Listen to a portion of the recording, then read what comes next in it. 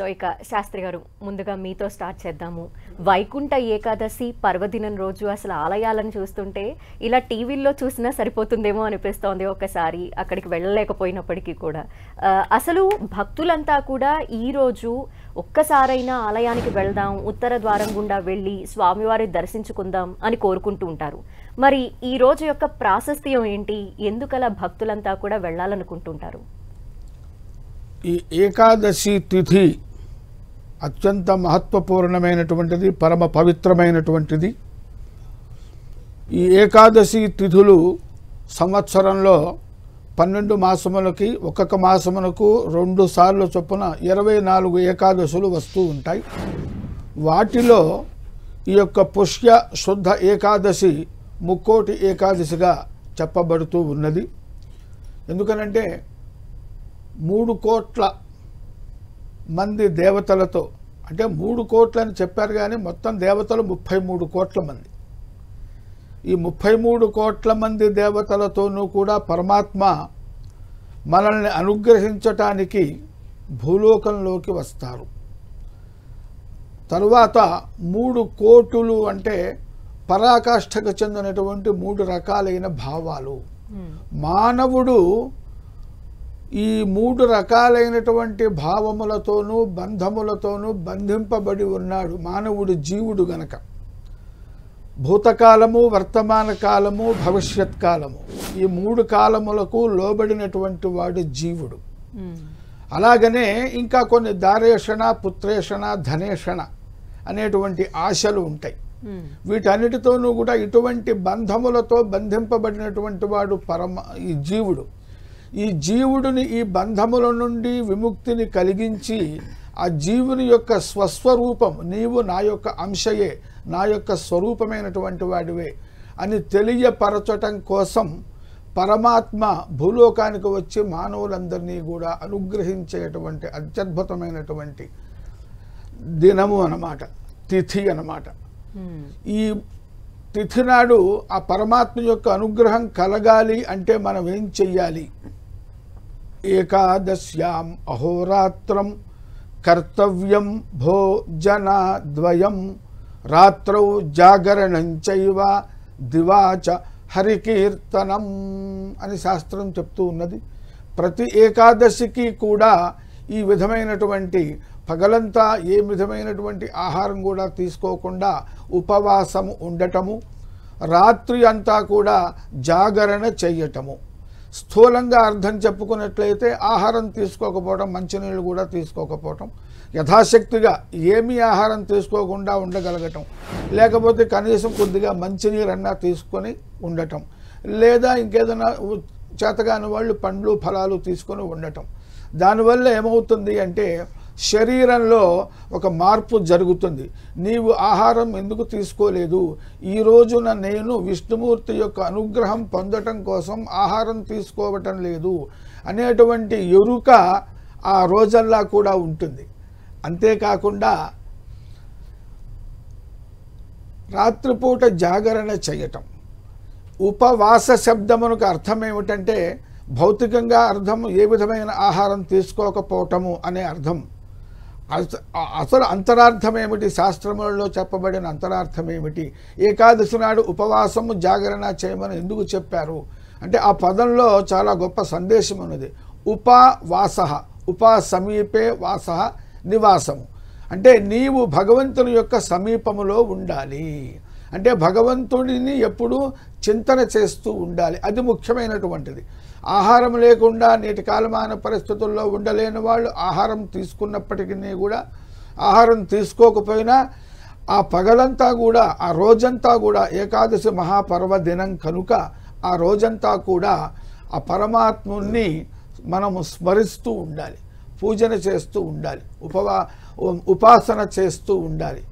పరమాత్మ వైకుంఠంలో ఉంటాడు, ఎక్కడో అందనంత లోతులో ఉంటాడు, లోకంలో దూరంలో ఉంటాడు.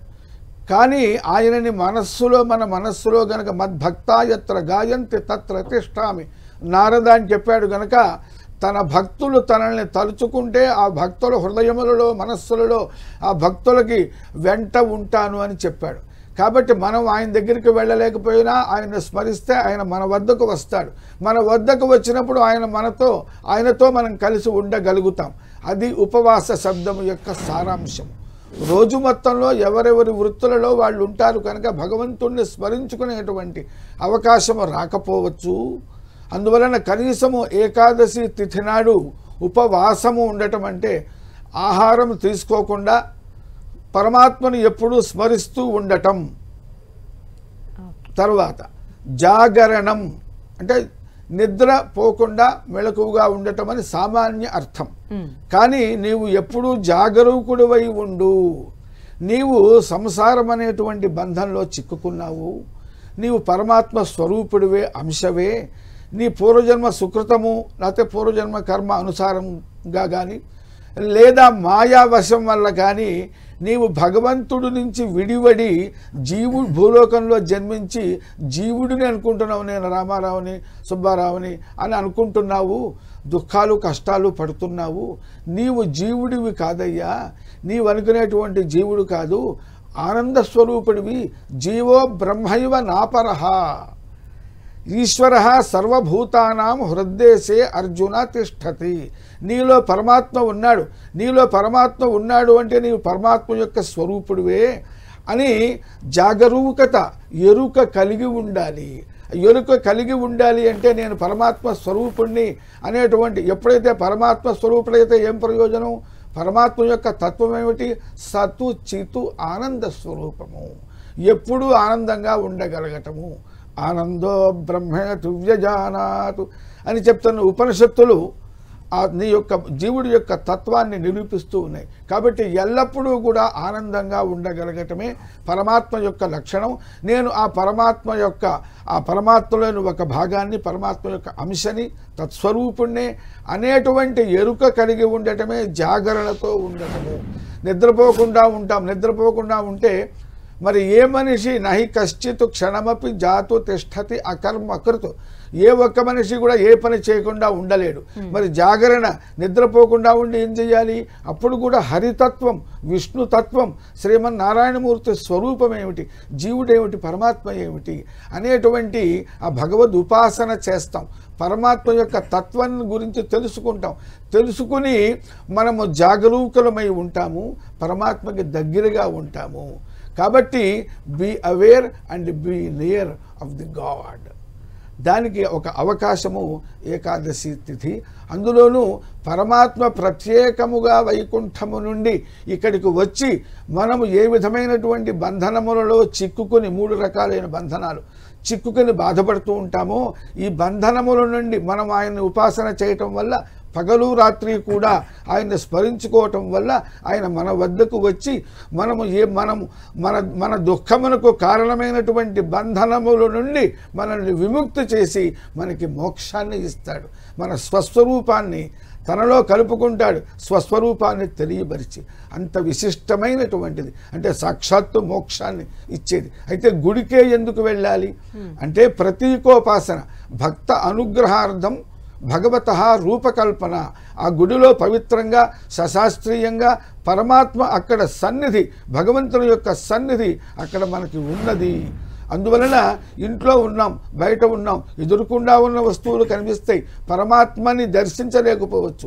దేవాలయానికి వెళ్ళి దర్శనం చేసినట్లయితే పరమాత్మని మనం దర్శనం చేసిన వాళ్ళం అవుతాం. తద్వారా పరమాత్మతో మనకి సంబంధము, అంతకుముందు దూరంగా ఉన్నాము, ఇప్పుడు దగ్గర సంబంధం ఏర్పడుతుంది.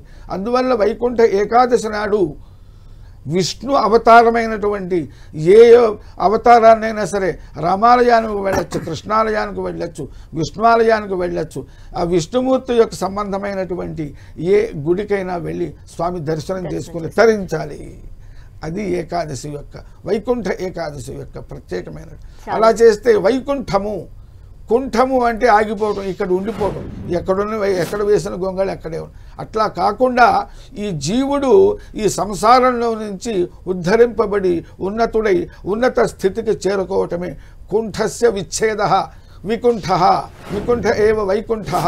అందువల్ల ఈ యొక్క బంధనాలు, సంసారము, దుఃఖములో నుంచి బయటికి వచ్చి ఆనందాన్ని పొందేటువంటి అవకాశము వైకుంఠ ఏకాదశి నాడు మనకి ఇస్తుంది. అటువంటి ఆనందాన్ని ఇచ్చేటువంటి తిథి పవిత్రమైన రోజు కనుకనే దీనికి వైకుంఠ ఏకాదశి అనేటువంటి పేరు కూడా వచ్చిందని పెద్దలు చెప్తారమ్మా. ఇది దాని తాత్పర్యం. చాలా చక్కగా వివరించారు రామకృష్ణమూర్తి గారు. ఈ పర్వదినాన్నే ముక్కోటి ఏకాదశి కూడా అంటూ ఉంటారు, వైకుంఠ ఏకాదశి అని కూడా పిలుస్తూ ఉంటారు. రెండు వేరువేరువా? ఎందుకలా రెండు పేర్లతో పిలుచుకుంటున్నాము? భారతీయ జీవన విధానంలో మనం ఆచరించేటువంటి అన్ని ఆచారాలు సాంప్రదాయాల వెనక తాత్వికమైన చింతన, లౌకికమైన ప్రయోజనం రెండు ఉంటాయి. వైకుంఠ ఏకాదశి అన్న, ముక్కోటి ఏకాదశి అన్న ఈ అద్భుతమైన పర్వదినమే. మరి రెండు పేర్లతో ఎందుకు పిలుస్తారు? వైకుంఠ అంటే విగత కుంఠ యస్మాత్ ఇది వైకుంఠ. కుంఠము అంటే ఇందాక వారు చెప్పినట్టు లోపము, లేమి. ఈ లోపాలు ఏమీ లేనటువంటి ప్రాంతము వైకుంఠము. అక్కడ ఉండేది విష్ణువు. అనగానే మీరు అంటారు మాల్గోలో కూడా ఏమీ లోపం లేదు కదా అంటే, మన అందరిలోనూ ఒక లోపం ఉన్నది. ఏమిటా లోపము? విష్ణు అన్న శబ్దానికి నిరుక్తి ఇచ్చిన నిర్వచనం ఏమిటంటే, చరాచరేషు భూతేషు వేషనాత్ విష్ణురుచ్యతే. అన్ని భూతములలోనూ ఆవహించి ఉన్న చైతన్యము ఈశ్వర సర్వభూతానాం హృద్దేశే అర్జున తిష్టతి భ్రామయన్ సర్వభూతాని అంతరారూఢాని మాయ. ఆయనే అందరిలో ఉండి అందరిని తిప్పుతున్నటువంటి చైతన్యం. మరి అందరిలోనూ కూడా అదే చైతన్యం ఉన్నప్పుడు నీకు అహంకారము, మమకారము, నువ్వంటే ఏదో గొప్ప ప్రయోజకుడి అన్న భావన, ఎదుటివాడంటే చాలా అల్పుడన్న ఆలోచన ఎందుకు కలుగుతున్నాయి? అదే నీలోని లోపం.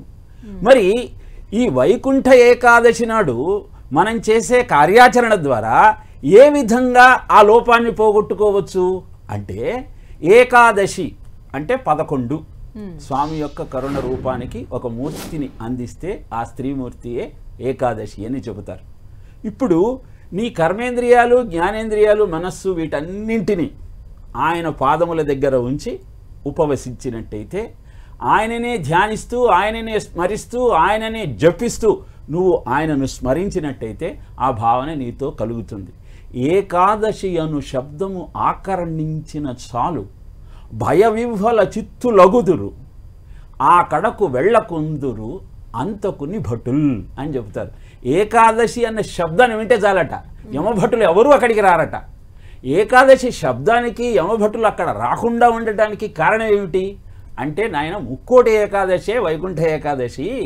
ఈ వైకుంఠ ఏకాదశి, ముక్కోటి ఏకాదశి అని పిలువబడేటువంటి ఈ పర్వదినాన నువ్వు ఉపవసించి జాగరణ చేసి నామస్మరణ చేస్తూ ఉత్తరద్వార దర్శనం చేసుకుంటూ ఆ స్వామిని ఆరాధిస్తూ సేవాభావనతో గీతా పఠనము, విష్ణు సహస్రనామము, నారాయణ కవచము ఇలాంటివన్నీ జపిస్తే సంవత్సరంలో వచ్చే మిగతా ఏకాదశుల అన్నీ నువ్వు ఈ వ్రతాన్ని ఆచరించకపోయినా ఆ అన్ని ఏకాదశులు ఆ వ్రతాన్ని ఆచరించిన ఫలితము ఈరోజు ఇలాంటి నియమ పాలన సాధన చేయటం వల్ల నీ సొంతమవుతుంది, ఆ పుణ్యం అంతా నీకు దక్కుతుంది అని శాస్త్రము, పురాణము తెలియజేసిన సత్యం.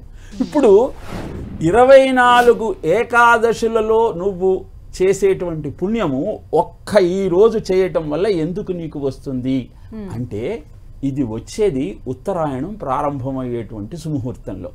ఇటు మార్గశిర శుద్ధం కానీ పుష్య శుద్ధం కానీ వస్తూ ఉంటుంది. సౌరమానం ప్రకారం మీరు గణించినట్లయితే ఆ విధంగా ఈ 2 రోజులలో వచ్చేస్తూ ఉంటుంది.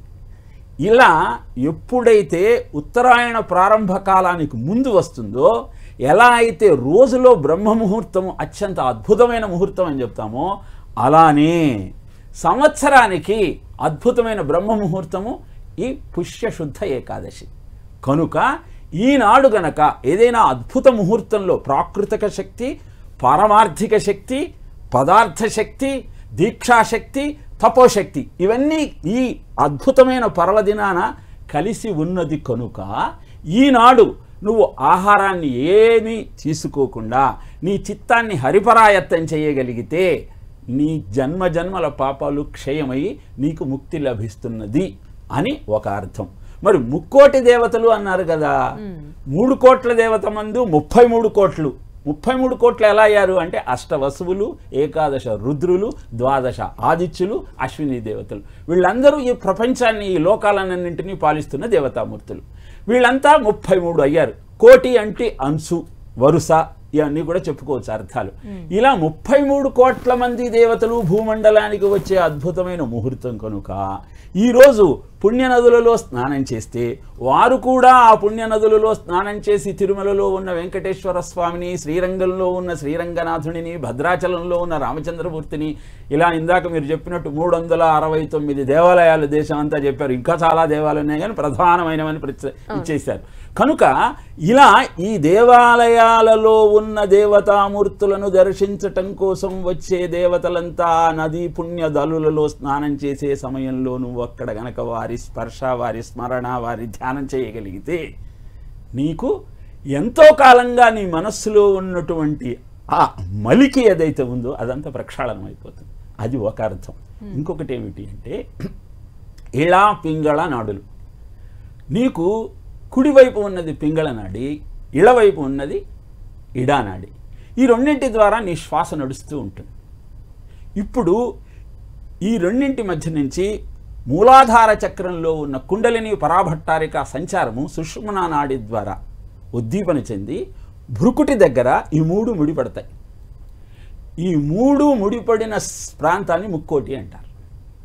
కాబట్టి నువ్వు యోగపరంగా చూస్తే అంఘ్రిములమున మూలాధార చక్రంబు వేడించి ప్రాణములు బిగియబట్టి నాభితలమున చేర్చి అట మీద ఉరమంతు హత్తించి కమ్మర తరుమూలమున కుదరిమి నిలివి మమతతో భ్రూయుగ మధ్యంబు చేర్చి దృక్కర్ణ నాసాస్య మార్గములు మూసి ఇచ్చలేని యోగి ఎలమి ముహూర్తార్థం ఇంద్రియానుచందమింతలేక ప్రాణములు వంచి బ్రహ్మరంధ్రముజించి బ్రహ్మమందు గలియు కౌరవేంద్ర అని భాగవతంలో శుకుడు పరీక్షిత్తుకు చెప్తాడు. సద్యోముక్తి కావాలి అంటే ఇంత కష్టపడాలయా నువ్వు, యోగము ఇలా చేసి ప్రాణములన్నింటినీ నియంత్రించుకొని కోరికలన్నింటినీ వదిలి ఆ పరమాత్మను చేరుకోవచ్చు. అంత కష్టం మనం పడగలమా అంటే సామాన్యులము, పామరులము అయిన మనము అది సాధ్యం కాదు. కనుక ఇలాంటి అద్భుతమైన ముహూర్తంలో గరుడ వాహనం ఎక్కి శ్రీ మహావిష్ణువు దేవతామూర్తులందరితో కలిసి భూమండలం మీదకి వచ్చేటువంటి సమయంలో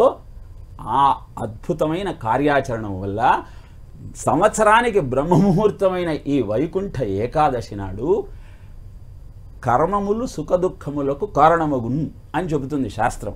నువ్వు ఆచరించే కర్మలే నీకు సుఖదుఖాలు కలిగిస్తాయి కనుక అలసులు మందబుద్ధియుతులు అల్పత రాయువులు ఉగ్రరోగ సంకలితులు మందభాగ్యులు సుకర్మమేదియు చేయజాలరి కలియుగమునందు మానవులు కావున ఎగియది సర్వసౌఖ్యమై అలవుడు ఏమిటిన్ బడము ఆత్మకు శాంతి మునీంద్ర చెప్పవే అని సూత మహర్షిని శౌనకామది మహానుములంతా అడిగినప్పుడు భగవన్నామాన్ని మించినటువంటిది లేదయా.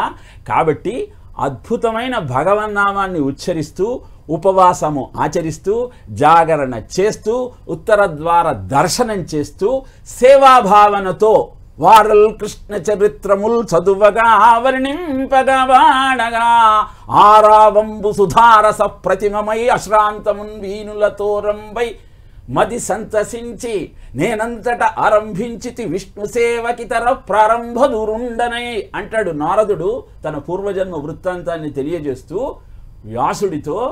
నేను ఇతర ప్రారంభ దూరుండనై విష్ణు సేవను ప్రారంభించాను అని. అంటే అర్థం ఏమిటి? విష్ణు సేవ అంటే గుడికి వెళ్ళి 4 దండాలు పెట్టి 5 పూజలు చేసి 6 దానాలు చేయడం ఒక్కటేనా విష్ణు సేవ అంటే? కాదు. చరాచరేషు భూతేషు వేషనాత్ విష్ణు రుచ్యతే వెష్ట్యే వ్యాపోతి ఇది విష్ణు. అందరిలో ఉన్నది ఆ భగవత్ స్వరూపమే. కాబట్టి అందరిలో ఆ భగవంతుడే ఉన్నాడన్న సత్యాన్ని గ్రహిస్తూ హరిమయము విశ్వమంతయు హరి విశ్వమయుండు సంశయము పని లేదు హరిమయము కాని ద్రవ్యము పరమాణువు లేదు వంశపావన వింటే యోమాం పశ్యతి సర్వత్రా సర్వంచమై పశ్యతి తత్రాహం న ప్రణశ్యామి సచమేన ప్రణశ్యతి అని కృష్ణుడు భగవద్గీతలో చెప్పినట్టు సేవాభావన అంటే కేవలం దేవాలయకి వెళ్ళి పొర్లు దండాలు పెట్టడమే కాదయా. ప్రతివాడిలో కూడా ఆ భగవంతుణ్ణి చూడగలిగితే అది నిజమైన సేవ. వాళ్లకు నిన్ను నువ్వు సమర్పించుకొని యస్య కస్య ప్రకారేణ ఏన కేనాపి దేహినః సంతోషం జాయతే ప్రాజ్ఞః తదేవం దేవపూజనం అని శాస్త్రం చెబుతుంది. ఏదో రకంగా ఎదుటివాడికి నువ్వు ఆనందాన్ని కలుగజేయగలిగితే అదే నిజమైన దైవ పూజ. కనుక దేవాలయానికి వెళ్ళి దండం పెట్టుకొని ఈరోజు ఉపవసించి జాగరణ చేసే భగవంతుడిని స్మరిస్తూ close the eyes, see the god in meditation, open the eyes, see the god in his creation. కళ్ళు మూసుకొని లోపల ఉన్న ఆత్మ చైతన్యాన్ని గుర్తిస్తూ కళ్ళు తెరిచిన తరువాత అంత అష్టమూర్తి భృత్ దేవపూజనం అని ఉపదేశసారంలో చెప్పినట్టు అంతా అష్టమూర్తులతో కూడిన అద్భుతమైన భగవత్ స్వరూపమే అన్న భావనలు నీతో ఉద్దీపన చెందగలిగితే వైకుంఠ ఏకాదశి నాడు నువ్వు ఆచరించిన స్వల్పమైన సత్కర్మ అయినా నీ కర్మ క్షయం చేసి అద్భుతమైన ఆ భగవత్ తత్వాన్ని నీలో ఆవిష్కరింపజేసి నీ జీవితాన్ని అద్భుతంగా మారుస్తుంది. కనుకనే ఈరోజు నువ్వు ఉపవసించి జాగరణ చేసి నామస్మరణ చేసి ఉత్తర ద్వార దర్శనం చేసుకొని సేవాభావనతో నువ్వు కనుక జీవితాన్ని గడపగలిగితే నీకు ముక్తి దొరుకుతుందయ్యా అని చెప్పటంలోని ఆంతర్యం.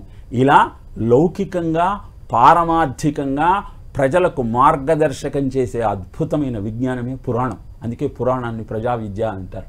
కాబట్టి విద్యాంచ అవిద్యాంచ ఎత్తత్వేద ఉభయం సహా అవిద్యయా మృతం తీత్వ విద్యయా మృతమశ్నితే అని ఈశావాస్యోపనిషత్తు చెప్పినట్టు విద్యా అవిద్యల సమ్మేళనం నీ యొక్క భారతీయ జీవన విధానం.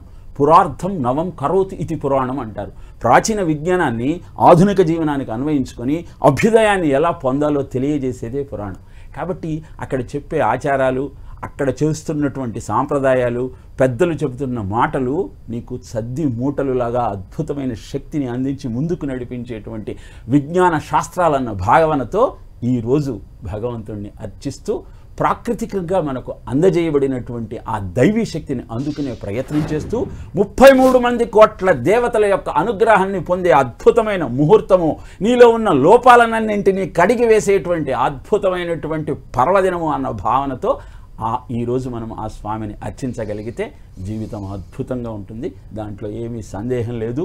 ఆంగ్లమానం ప్రకారం చూసుకున్న ఈ సంవత్సరం ప్రారంభ దినం కాబట్టి ఈ సంవత్సరం అంతా బాగుండాలి అంటే కనీసం ఈ వైకుంఠ ఏకాదశి నాడు ఉత్తర ద్వార దర్శనం చేసుకుంటూ ఉత్తరాయణం ప్రారంభమయ్యే సమయంలో సూర్యశక్తిని గ్రహిస్తూ నా జీవితాన్ని ధన్యం చేసుకోవాలన్న భావనతో 2 రెజల్యూషన్స్ నువ్వు తీసుకో. 1, వ్యక్తిగతంగా నాలో ఉన్న కుంఠాన్ని ఏదైతే ఉందో దాన్ని పోగొట్టుకోవటం కోసం వైకుంఠ దర్శనం చేస్తున్నాను. కుంఠము అంటే లోపం అని చెప్పాను కదా.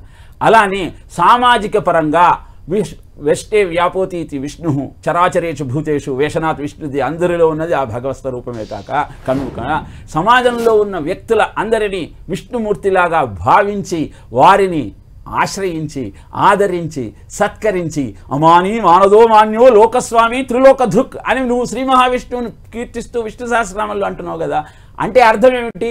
ఆయన ఎవరి దగ్గర నుంచి సన్మానాన్ని కోరడు, కానీ అందరికీ సన్మానం చేస్తాడు. అందుకే ఆయన త్రిలోక నాయకుడు అయ్యాడు. కనుక విష్ణు సహస్రనామ పారాయణ చేస్తూ అందరినీ గౌరవించాలన్న ఆలోచన నీలో పెంపొందించుకుంటూ నీ అహంకారాన్ని మమకారాన్ని అణుచుకుంటూ అద్భుతమైన జీవనానికి సోపనాలు నిర్మించుకునే అద్భుతమైన ముహూర్తమే ఈ వైకుంఠ ఏకాదశి, మీరన్న ముక్కోటి ఏకాదశి. ఇక శ్రీనివాస్ శాస్త్రి గారు, ఈరోజు ఆలయానికి వెళ్ళటం, స్వామివారిని దర్శించుకోవటం ఇదైతే జరుగుతుంది. అంతేకాకుండా రోజంతా పాటించాల్సిన నియమాలేంటి? తప్పకుండా చెప్తానమ్మా. ఏకాదశి నాడు ఏకాదశ ఇంద్రియములను అంటే మనం మొత్తం వాక్కు, మనస్సు, శరీరము మనమంతా కూడా ఆ పరమాత్మ యొక్క చరణార విందములనే సేవిస్తూ ఉండాలి, స్మరిస్తూ ఉండాలి. ఏకాదశ ఇంద్రియములు, ఈ ఇంద్రియములతో 11 ఇంద్రియములతో అంటే మన జ్ఞాన సాధనములు, కర్మ సాధనములతో మనము పరమాత్మని ఉపాసన చేస్తాం. కాబట్టి కూడా ఈ తిథికి ఏకాదశి తిథి అనేటువంటి పేరు కూడా వచ్చింది. ఈ ఏకాదశ జ్ఞానేంద్రియములు, కర్మేంద్రియములు ఏమిటి అంటే పంచ జ్ఞానేంద్రియములు కన్ను, ముక్కు, చెవి ఇత్యాదులు. అలాగనే కర్మేంద్రియములు కాళ్ళు, చేతులు మొదలై వాక్కు మొదలైనటువంటివి. ఇంకొకటి ఉంది, అన్నిటికంటే కొంచెం ఫికిల్ అంటారు, చంచలమైనటువంటిది మనస్సు. కాబట్టి ఈ చంచలమైన మనస్సుని చంచలం కాకుండా మనం మనసా వాచా కర్మణ కూడా మొత్తం ఈ రోజంతా కూడా పరమాత్మ సన్నిధిలో గడపాలి. పరమాత్మ సన్నిధిలో గడపడం అంటే దేవాలయానికి వెళ్ళి దర్శనం చేసి రావటం, తర్వాత ఆ పరమాత్మని మరి మంత్రజపం, ఉపవాసము, దానము ఇత్యాదులుగా కొన్ని నియమములను పాటిస్తూ, అటువంటి నియమములు 7 ఉన్నాయి మొత్తం. 7 నియమాలు ఏకాదశి వ్రతానికి పాటించమని చెప్తారు. అప్పుడు ఏకాదశి వ్రతాన్ని చక్కగా సశాస్త్రీయంగా పాటించినట్లు అవుతుంది. తద్వారా ఏకాదశి వ్రత మాహాత్మ్యం అంటే దాని యొక్క ఫలితాన్ని కూడా మనం పొందగలుగుతాం. ఆ 7 నియమాలు ఏమిటంటే, ముందు రోజు రాత్రి ఏకాదశి తిథి నేడు గనక ముందు రోజు తిథి దశమి. దశమి నాడు రాత్రి ఏకభుక్తం అంటే దశమి నాడు ఒక పూట భోజనం చేసి రాత్రి ఉపవాసం ఉండాలి. అలాగనే ఏకాదశి నాడు పూర్తిగా ఉపవాసం ఉండాలి. ఇది 2వ నియమం. ఇకపోతే పరమాత్మ సత్యస్వరూపుడు ఆయన. సత్యం వద అని పరమాత్మ యొక్క మొట్టమొదటి ఉపదేశం మానవుడికి వేదము రూపంలో పరమాత్మ చేసినది ఏమిటంటే సత్యం వద, ఎప్పుడు సత్యం పలకాలి అంతే. ఎందుకని సత్యము సత్యము సత్యేన వాయురావాతి, సత్యము వల నుంచే ఈ ప్రపంచమంతా నడుస్తూ ఉన్నది. ప్రపంచమునకు ఆధారభూతము సత్యము అనేటువంటి అద్భుతమైన గుణము. సత్యము సర్వులకు సుఖాన్ని ఇస్తుంది. ఆ పరమాత్మ యొక్క స్వరూపమే సత్యం. సత్యం వ్రతం సత్యపరం త్రిసత్యం సత్యస్యోనిం నిహితం చ సత్యే అని ఆ విధంగా పురాణములు వేదములు పరమాత్మ సత్యస్వరూపుడని వర్ణిస్తూ ఉన్నాయి. కనుక ఆ రోజు అబద్ధం ఆడకుండా ఉన్నట్లయితే సత్యాన్ని పాటించినట్లే అవుతుంది.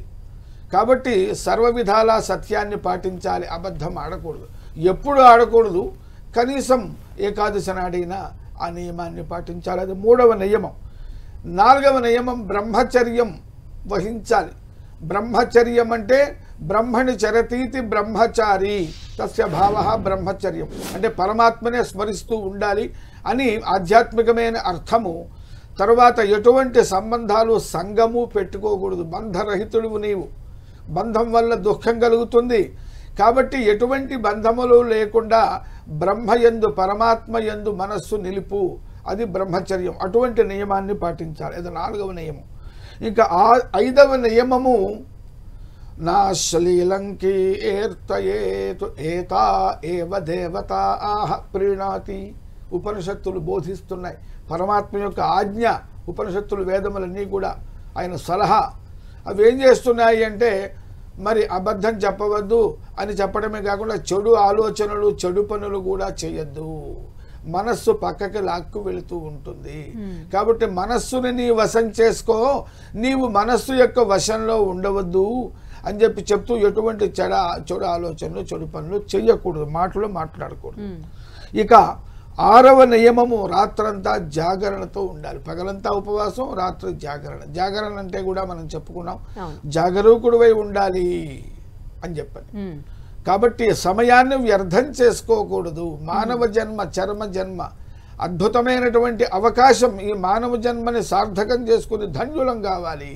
మానవ జన్మ అనేది పరమాత్మ యొక్క అనుగ్రహం. అందుకని ఏ జంతువుకి ఏ జీవికి ప్రపంచ సృష్టిలో లేనటువంటి గొప్ప విచక్షణా జ్ఞానాన్ని పరమాత్మ మనకు అందించాడు. కనుక ఆ విచక్షణా జ్ఞానాన్ని ఉపయోగించుకుని పరమాత్మని ఉపాసన చేసి ధన్యుడు కావయ్యా అని చెప్తున్నదనమాట. అది జాగరణలో పరమార్థం. ఇంకా 7వది చక్కగా అన్నదానం ద్వాదశి నాడు చెయ్యాలి. ఏకాదశి నాడు పూర్తిగా ఉపవాసం ఉండి ద్వాదశి నాడు అతిథికి భోజనం పెట్టి తర్వాత మనం ఆ పరమాత్మ యొక్క ప్రసాదాన్ని తీసుకోవాలి. అతిథి దేవో భవ అని ఉన్నది గనక నీ కొలుదు నలుగురికి పంచుకొని నీవు ఆహారం తీసుకోమని కూడా అందులో అంతరార్థం ఉన్నది. ఈ 7 నియమాలు తప్పకుండా పాటించాలమ్మా ఏకాదశి నాడు. దానివల్ల ఏకాదశి సార్థకం అవుతుంది. ఇక రామకృష్ణమూర్తి గారు, ఉత్తర ద్వారాన్ని మాత్రమే ఈరోజు ఆలయాలన్నింటిలోనూ తెరిచుంచుతారు, మిగతా ద్వారాలన్నీ కూడా మూసివేస్తూ ఉంటారు. ఈ ఉత్తర ద్వార గుండా మాత్రమే దర్శనం ఎందుకు చేసుకోవాలి? ఉత్తర ద్వార దర్శనాన్ని గురించి వివరిస్తూ పురాణం ఒక అద్భుతమైన కథ చెప్పింది. నేను మొదట ప్రస్తావించినట్టు భారతీయ జీవన విధానం అంతా పారమార్థిక చింతన, లౌకిక ప్రయోజనము రెండింటినీ కలుగజేసేది. మొత్తం సృష్టి అంతా ప్రళయంలో ఉన్నప్పుడు శ్రీ మహావిష్ణువు యొక్క గుబిలి నుంచి 2 రాక్షసులు ఉద్భవించారు. ఒకటి పేరు మధు, ఇంకొకటి పేరు కైటభ. వీరిద్దరూ ఘోరమైన తపస్సు చేసి స్వేచ్ఛ మరణాన్ని వరంగా పొందారు. బ్రహ్మదేవుడిని యుద్ధానికి ఆహ్వానించారు. నా వల్ల కాదు శ్రీ మహావిష్ణువుతో యుద్ధం చేయమంటే శ్రీ మహావిష్ణువు 5000 సంవత్సరాలు వాళ్ళతో యుద్ధం చేసిన తరువాత స్వేచ్ఛామరణం వాళ్లకు వరంగా ఉంది కాబట్టి వాళ్లను జయించాలి అంటే ఏదో పన్నాగం చేయాలి అని మీకు నేను వరం ఇస్తున్నాను, అద్భుతంగా యుద్ధం చేస్తున్నారు అనగానే వాళ్ళ యొక్క అహంకారం ప్రబలింది. నువ్వు మాకేమిటి వరం ఇచ్చేది, మేమే ఇస్తున్నాం కోరుకో అన్నారు. వెంటనే శ్రీ మహావిష్ణువు నా చేతిలో మీరు మరణించండి, ఇదే మీరు నాకు ఇచ్చే వరం అన్నాడు. అప్పుడు అర్థమైంది వాళ్ళ అహంకారం కారణంగా వాళ్ళు ఎంత ముప్పును కొని తెచ్చుకున్నారు. సంహరించు కానీ మా రక్తపు బిందువు కింద పడకుండా మమ్మల్ని సంహరించు అని 10,000 యోజనాలు వాళ్ళ శరీరాన్ని పెంచారు. వెంటనే శ్రీ మహావిష్ణువు 20,000 యోజనాలుగా తన జఘనాన్ని పెంచేసి దాన్ని ఆధారంగా చేసుకుని వాళ్ళని సంహరించాడు. వాళ్ళ కొవ్వే మేదిని భూమిగా ఏర్పడిందన్నది పురాణ కథ. అలా మరణించిన ఆ రాక్షసులిద్దరూ శ్రీ మహావిష్ణువును ఒక కోరిక కోరారు. ఎవరైతే ఈ పర్వదినాన ఉత్తర ద్వారం గుండా నిన్ను దర్శించుకుంటారో వాళ్లకు ముక్తిని ప్రసాదించు. ఇది కథ. మరి ఇప్పుడు ఆ మధు కైటభుల యొక్క ప్రస్తావన మనకెందుకు అంటే, మధు అంటే అర్థము తీపిది, తీయనే అని. మనకు అన్నిటికంటే తీయనైనది ఏమిటి అంటే ఏదో పదార్థం కాదు, మన అహంకారం మనకు అన్నిటికంటే తీపి భావాన్ని కలగజేసేది. ఎక్కడైతే తీపి ఉంటుందో అక్కడ కీటకాలన్నీ వస్తాయి. కీటకస్య భాతి ఇటి కైటభము అని. అహంకారం ఉన్న చోట మమకారం ఉంటుంది. ఈ ఇద్దరిని శ్రీ మహావిష్ణువు ఈ పర్వదినాన సంహరించాడు. అంటే నీ అహంకార మమకారాలను రెండింటినీ అంతం చేశాడు. ఈ రెండు పోయిన తరువాత నీకు అధోముఖంగా నీ శక్తి అంతా వెళ్ళిపోయేది దక్షిణ భాగాన, ఊర్ధ్వముఖంగా వెళితే నీ శరీరానికి ఉత్తర భాగం అవుతుంది. అంటే నాయన ఇంతకాలము విషయ భోగాలలో తేలుతూ నీ జీవితాన్ని దుర్భరంగా మార్చుకున్నావు. కనీసం శ్రీ మహావిష్ణువు తనంతట తాను దేవతలందరితో కలిసి భూమండలం మీదకి వచ్చే ఈ పర్వదినాన అయినా ఉత్తరంగా ఉన్నటువంటి నీ మస్తిష్కంలో ఆ స్వామి యొక్క తలంపును ఉంచుకోగలిగినట్టయితే అన్ని కార్యక్రమాలు పక్కకు పెట్టి ఆయననే ఆధారంగా చేసుకొని ఆయన పాదాల చెంత నువ్వు ఈరోజు ఉండగలిగినట్టయితే, నీ ఉత్తర ద్వారంలో ఆయనను ప్రతిష్ఠించుకోగలిగితే అహంకారాలు మమకారాలు అన్నీ పోయిన నీవు ఆయన యొక్క ఆవాసానికి చేరగలుగుతావు. వైకుంఠ దర్శనము, వైకుంఠ వాసము నీ సొంతమవుతుంది. నమాం కర్మాణి లింపంతి నమే కర్మ ఫలే స్పృహ ఇది మాం యోభిజానాతి కర్మభిర్నసబధ్యతే అనే భగవద్గీత శ్లోకానికి అద్భుతమైన వ్యాఖ్యానమే ఈ శ్లోకం. అంతేకాకుండా కొంతమంది ఇటువంటి పర్వదినాల రోజు అన్నపానీయాలు మానేస్తూ ఉంటారు. అంటే ఉపవాసం చేయాలి అనే విషయం మనందరికీ తెలిసిందే, కానీ ఈ ఉపవాసాన్ని కూడా ఎలా చేయాలి అనేది కూడా కొంచెం. శుద్ధోపవాస ప్రథమ అన్నది ఏకాదశి నాడు మనం పాటించాల్సింది. అంటే శుద్ధమైన ఉపవాసం, ఏమి ఆహారం జలం కూడా తీసుకోకుండా ఉండగలిగితే మంచిది. మరి జలం కూడా లేకుండా ఉండలేము ఎలా అంటే దీనికి ఒక పురాణ కథ చెప్పారు. భీముడు వృకోదరుడు, ఆయన ఈ ఏకాదశి ఉపవాసం చేద్దామని ఎలా చేయాలని కృష్ణుడిని అడిగాడు. అంటే నాయన నిర్జల ఉపవాసం చేయి, ఏమీ తీసుకోవద్దు అన్నాడు. వెంటనే ప్రారంభించాడు. గంట కాగానే ఆకలి కావటం ప్రారంభమైంది భీముడికి. వచ్చి ఆకలి అవుతోంది కృష్ణ అన్నాడు. అంటే అయితే పళ్ళ రసాలు తాగు అన్నాడు. ఒక గంట కాగానే మళ్ళీ వచ్చి ఆకలి అవుతోంది కృష్ణ అన్నాడు. అయితే ఒక పాలు తాగు అంటే ఒక 100 లీటర్ల పాలు తాగాడు. మళ్ళీ గంట కాగానే ఆయనకు ఆకలి, మళ్ళీ ఆకలి అవుతుంది అన్నాడు. అయితే భిన్నమైనటువంటి బియ్యాన్ని ఆహారంగా స్వీకరించు అన్నాడు. ఇలా ఈరోజు చాతైతే నిర్జల ఉపవాసం చేయండి. ఇంద్రియాలన్నింటినీ ఆయన యందే ఉంచి ఆహారం మీద విషయా వినివర్తంతే నిరాహారస్య దేహినః రసవర్జం రసోక్యస్య పరం దృష్ట్వా నివర్తతే అని భగవద్గీత. అంటే నువ్వు ఇంద్రియాలను బంధించినా కూడా నీ ఆలోచన దాని మీదకి వెళుతోంది. ఆ ఆలోచనను భగవంతుడి మీదకి కనుక నువ్వు మరల్చగలిగితే నీకు ముక్తి దొరుకుతుంది అని భగవద్గీత వాక్యం. ఏకాదశి నాడు ఉపవాసం ఉండి ద్వాదశి నాడు ఏం వండుకు తిందాము అని ఆలోచిస్తే అది నిజమైనటువంటి ఉపవాసం కాదు. కనుక ఈ విధంగా నీ యథాశక్తి నువ్వు ఉపవాసం ఉండగలిగితే జరిగే అద్భుతమైన ప్రయోజనం ఇంకోటి ఏమిటి అంటే మన శరీరంలో DNA డియోక్సిక్ న్యూక్లియిక్ యాసిడ్ అంటాను చూసారా, ఇది అనేక మల్టిప్లికేషన్ జరుగుతూ జనన మరణాల కారణంగా నీ శరీరంలో జరిగేటువంటి జనన మరణాల కారణంగా కణజాలం యొక్క అంతరించిపోతుంది. నువ్వు వృద్ధాప్యంలోకి వచ్చావంటే ఆ మల్టిప్లికేషన్ ఎక్కువైన కారణాన నీకు తొందరగా ఆరోగ్యము ఆయుర్దాయము క్షీణిస్తోంది. అది కాకుండా ఉండాలి అంటే ఏం చెయ్యాలని శాస్త్రజ్ఞులంతా పరిశోధనలు చేశారు. చేసి 14 మంది యువకుల మీద వాళ్ళు ఈ పరీక్ష జరిపి ఆహారం లేకుండా వాళ్ళని ఒక 10 రోజులు ఉంచితే వాళ్ళలో అద్భుతంగా ఈ DNA ఉత్పత్తి కావటం, అది ఆరోగ్యంగా ఉండటం చూశారు. కానీ 10 రోజులు ఆహారం లేకుండా ఎలా ఉంటారు? మరి దీనికి ఏమిటి ప్రత్యామ్నాయం అంటే 2 వారాలకు ఒకసారి 36 గంటలు ఉపవాసం చేయగలిగితే అద్భుతమైనటువంటి ఆయుర్దాయము ఆరోగ్యము వాళ్ళ సొంతం అవుతుంది అని తెలియజేశారు. అలా కనుక్కున్న జపాన్ శాస్త్రజ్ఞుడికి 2009లో నోబెల్ ప్రైజ్ ఇచ్చారు. కనుక తప్పకుండా ప్రతి ఏకాదశి నాడు ఉపవసించటం వల్ల నీ ఆరోగ్యము ఆయుర్దాయము అభివృద్ధి ఐశ్వర్యము అన్నీ ఇనుమడిస్తాయన్న అద్భుతమైన సత్యాన్ని ఈ కథ ద్వారా మనకు తెలియజేశాడు. అందుకే మురాసురుడు అనే రాక్షసుడిని చంపాడు. మురాసురుడు ఎక్కడుంటాడు అంటే బియ్యంలో ఉంటాడు. కనుక బియ్యాన్ని నువ్వు ఈరోజు వండుకు తినకండి. ఎందుకు బియ్యం ఎందుకు తినకూడదు అంటే ఎక్కువ వాటర్ కాంటెంట్ను స్టోర్ చేసుకునేది కార్బోహైడ్రేట్. ఇది ఏకాదశి నాడే ఎందుకు చేయాలి అంటే ఏ ఆహారమైన నీ మీద ప్రభావం చూపించడానికి 2 రోజులు 3 రోజులు పడుతుంది. సో చంద్రమా మనసో జాతః, చంద్రుడు నీ మీద ప్రభావం చూపిస్తాడు. అందుకే సముద్రానికి అమావాస్య పౌర్ణమిలో ఆటుపోట్లు వస్తుంటాయి. నీ శరీరంలో 70% of your body is water. So వాళ్ళ ప్రభావం నీ మీద ఉండకుండా, నీ బుద్ధి వికారం చెందకుండా నువ్వు సరి అయిన మార్గంలో ప్రయాణం చేయాలంటే ఏకాదశి నాడు ఉపవాసం ఉంటే ఆ రోజు ఏమీ తినవు గనుక ఆ చంద్రుడి ప్రభావము నిరాహారంగా ఉన్న నీ మీద అమావాస్య పౌర్ణమిలలో తగ్గి నీ జీవితం అద్భుతంగా ఉంటుంది. అయితే ఉపవాసం ఎంత ముఖ్యమో ద్వాదశి నాడు పారణ కూడా అంతే ముఖ్యం. ద్వాదశి గడియలలో ఇవాళ ఎవరైతే ఉపవాసం ఉంటారో రేపు ద్వాదశి 8 గంటల 21 నిమిషాల దాకానే ఉంది. కాబట్టి 7:15 నుంచి 8:21 లోపల భోజనం చేయాలి. అంబరీషుడు అంతటి వాడు ఏ విధంగా ద్వాదశ పారాయణ ముని నీరు జుచ్చి వెలడడు చనియేడు ద్వాదశి అంతయు అంటూ బాధపడతాడు. ద్వాదశి వెళ్ళిపోతుంది ఎలా అంటే కుడువకుంటుట కాదు కుడుచుటయు కాదు సలిల భక్షణము సమ్మతము అని చెప్తారు వాళ్ళంతా. నీళ్లు తాగటం అంటే భోజనం చేసినట్టే చేయనట్టే. కాబట్టి నీరు తాగవయ్యా అన్నారు. ఎందుకు దీన్ని ఇంత ప్రాధాన్యతగా మనకు పురాణం చెప్పింది అంటే నీకు ఏకాదశి నాడు నువ్వు ఎప్పుడైతే పూర్తి ఉపవాసం ఉంటావో నీ శక్తులన్నీ సన్నగిలుతాయి. కర్షయంత శరీరస్థం భూతగ్రామం అచేత సహా మాం చైవాంత శరీరస్థం తాన్ విద్య అసుర నిశ్చయానని చెప్తుంది భగవద్గీత. అంటే నువ్వు గనక ఉపవాసాలతో మొత్తం శరీరాన్ని శుష్కింపజేస్తే నీలో ఉన్న నన్నును దాలా అవస్థ పెడుతున్న రాక్షసుడివి నువ్వు అని. కాబట్టి ఎవరూ చేశారని మనం చేయొద్దు. మన శక్తి ఎలా ఉందో చూసుకొని దాన్ని బట్టి ప్రధానమైన ఆలోచన మయ్యేవ మనాధత్స్వ వైబుద్ధిం నివేశయ నివశిష్యసి మయ్యేవ అత ఊర్ధ్వం న సంశయ.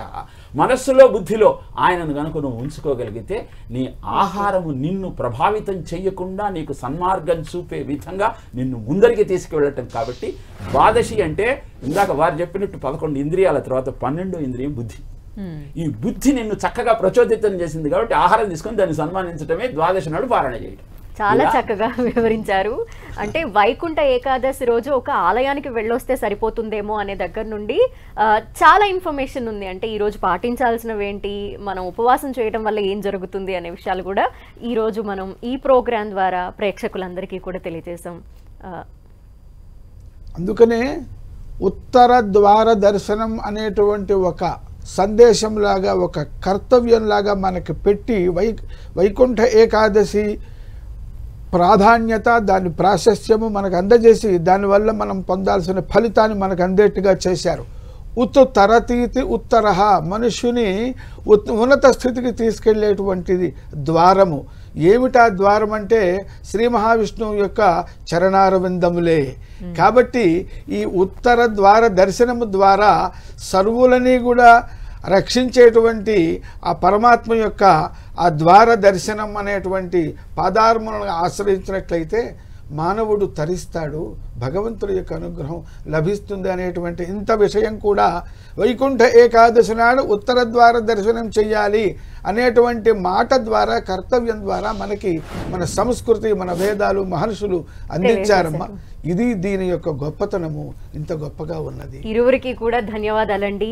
చాలా చక్కగా వివరించారు అనేక విషయాలు. ఇది ఇవాల్టి వైకుంఠ వైభోగం ప్రత్యేక కార్యక్రమం. చూస్తూనే ఉండండి టెన్ టీవీ.